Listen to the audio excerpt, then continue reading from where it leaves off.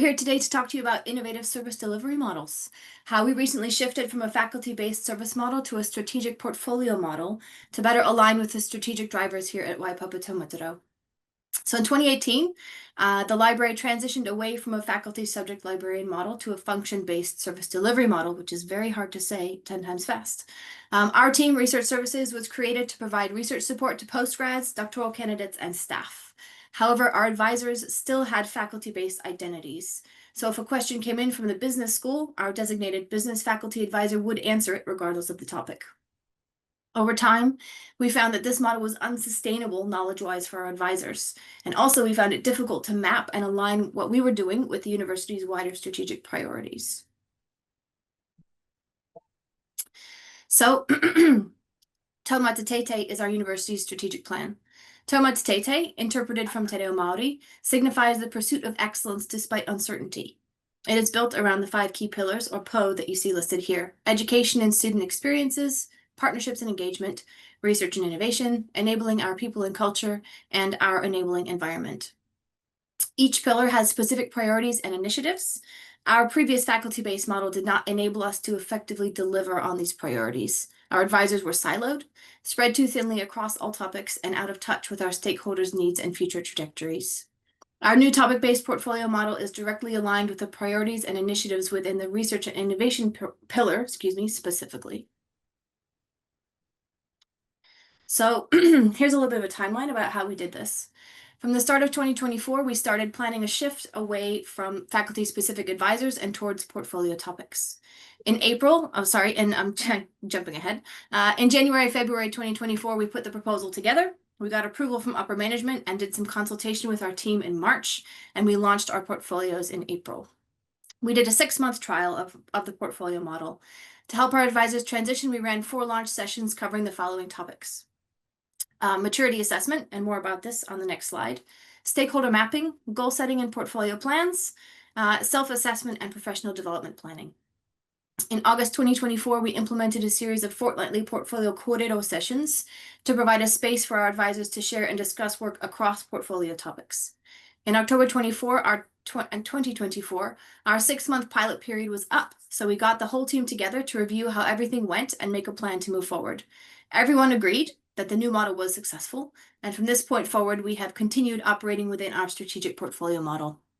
At the end of 2024, start of 2025, we reviewed and updated our portfolio plans, set goals for the coming year, and we've just completed our mid-year portfolio plan reviews and updates.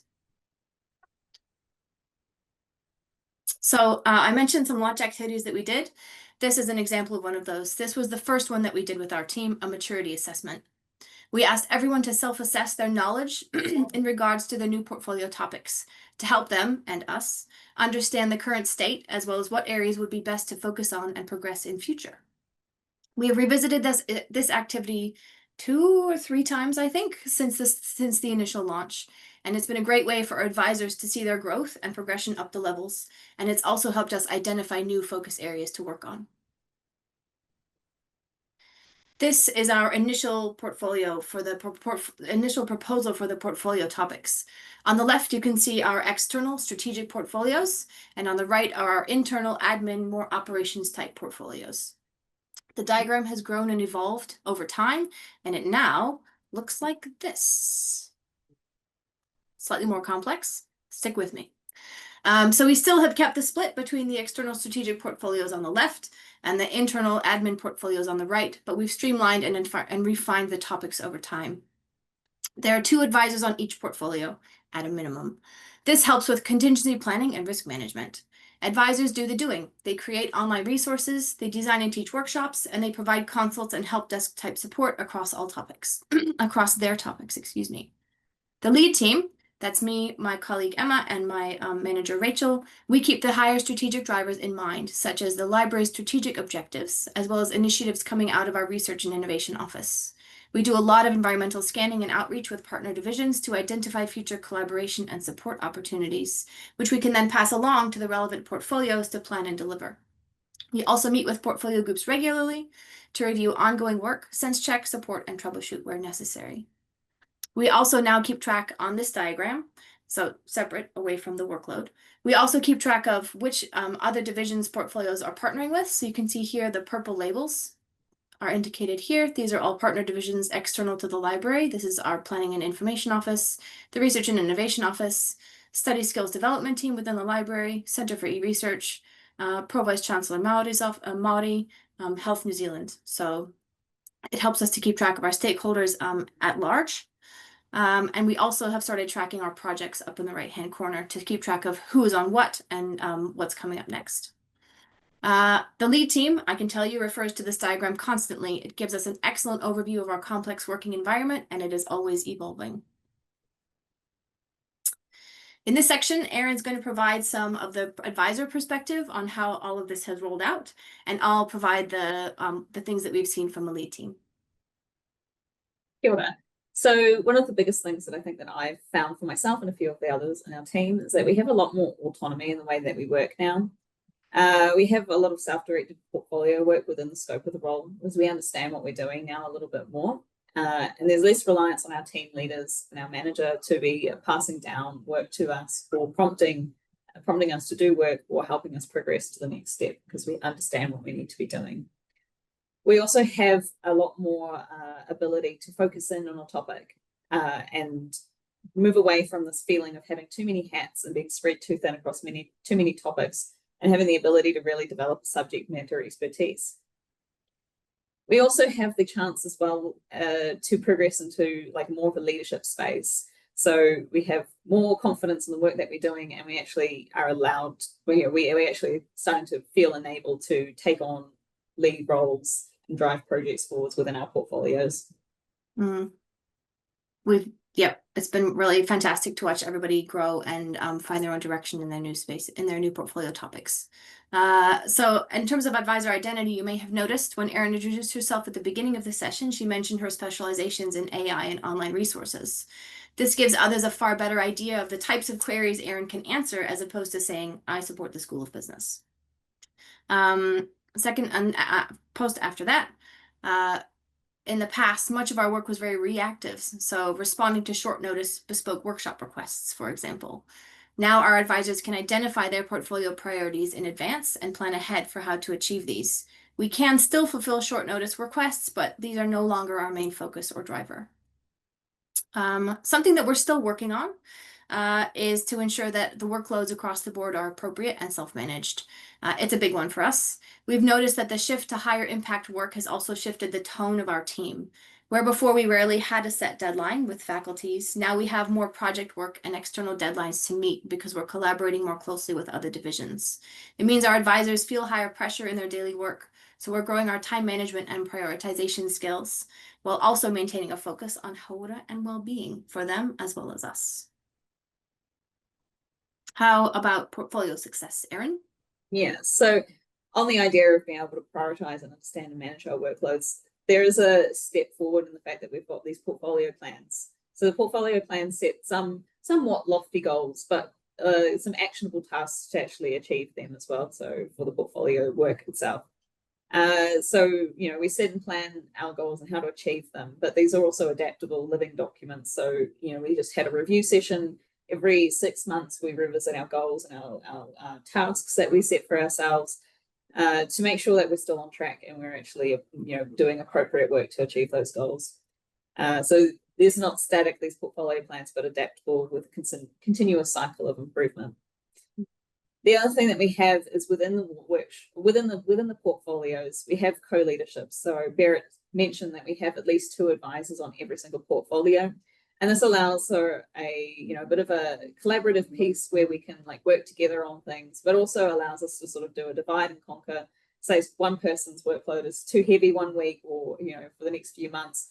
So it allows another person to step up and take lead in a portfolio to allow space for the other to focus elsewhere. And as Erin mentioned, those portfolio plans are really important. So as the lead team, we can drill down into the portfolio plans individually, but we can also zoom out and view them as a set.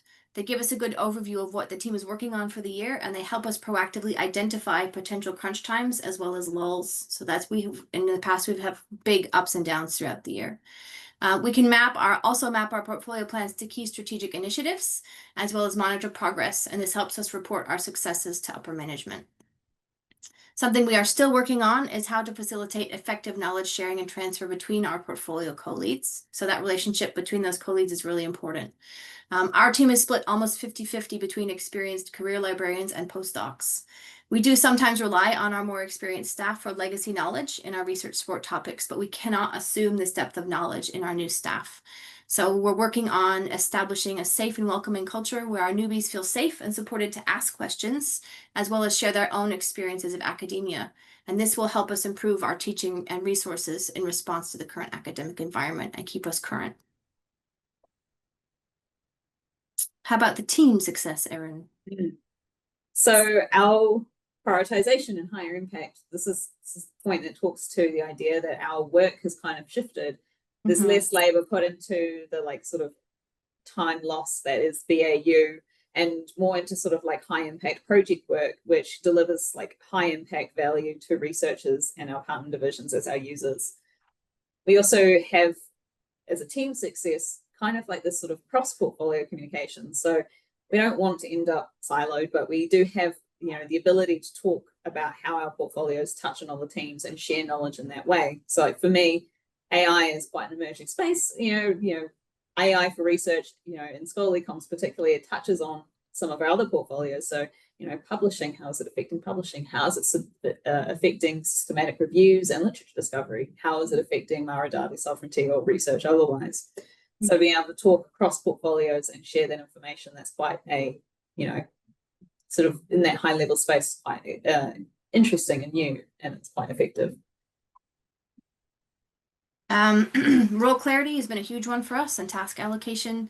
So when pieces of work and requests come in, we know immediately whom to delegate it to. All queries related to a portfolio topic go to the same people. This has also helped us identify patterns over time, and so our advisors are now using these data to inform and plan their future support resources and workshops to target the knowledge gaps that we see in those requests. Contingency planning, this has been a big one for us. It's been a huge benefit. We always have 2 advisors on each portfolio. We're covered if someone is sick or on leave or snowed under with other responsibilities. Also, side note, because our portfolios are not faculty-based, we were not impacted by the faculty mergers that have happened very recently at Waipawa Taumatoro. And then the last one we're working on there is the team leader focus on strategy versus doing the doing. So we, the team leaders, help with strategic direction, oversight, relationship building, and looking for new opportunities, as well as troubleshooting the issues that arise. There's no way we can do the doing as well. So we have to make sure that we delegate where possible and let the advisors get on with doing the doing, which they are excellent at. And that's the only way that we can succeed. It can be quite tricky to balance this across all portfolios, though. So because of these strategic portfolios, we've had a lot of success with our partners and stakeholders. We now internally have a clear and more holistic view of which stakeholders we partner with across all portfolios.